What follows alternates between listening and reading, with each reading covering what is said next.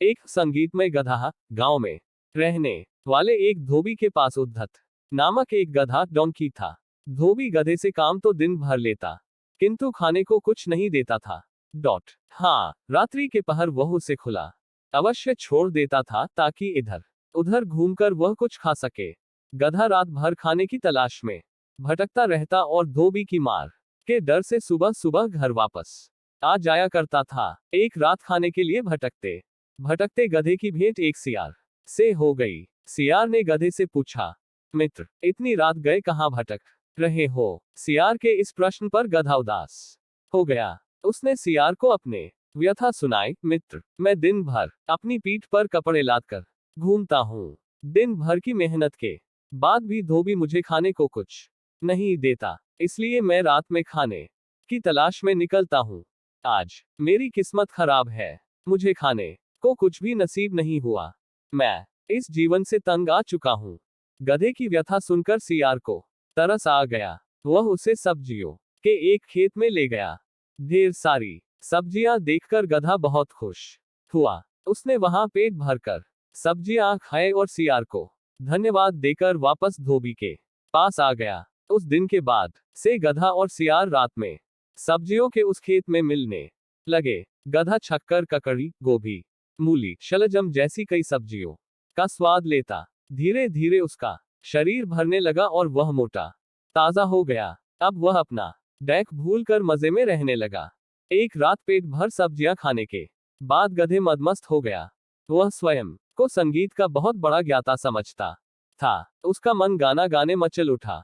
उसने सियार से कहा, मित्र, आज मैं बहुत खुश हूं। इस खुशी को मैं गाना गाकर व्यक्त करना चाहता हूं।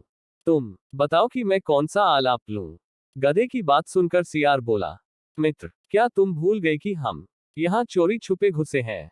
तुम्हारी आवाज बहुत कर्कश है। यह आवाज खेत के रखवाले ने सुन ली और वह यहाँ आ गया तो हमारी खैर नहीं, बेमौत मारे जाएंगे। मेरी बात मानो, यहाँ से चलो। गधे को सियार की बात बुरी लग गई। वह मुंह बनाकर बोला, तुम जंगल में रहने वाले जंगली हो, तुम्हें संगीत का क्या ज्ञान?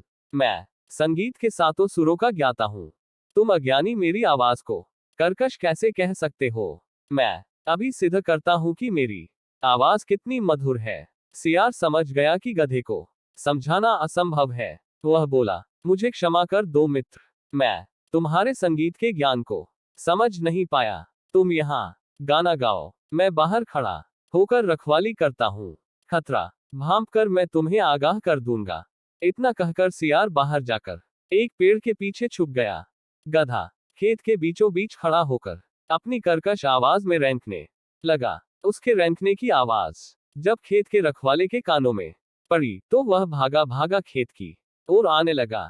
सियार ने जब उसे खेत की ओर आते देखा तो गधे को चेताने का प्रयास किया, लेकिन रेंकने में मस्त गधे ने उस ओर ध्यान ही नहीं दिया। सियार क्या करता, वह अपनी जान बचाकर वहां से भाग गया।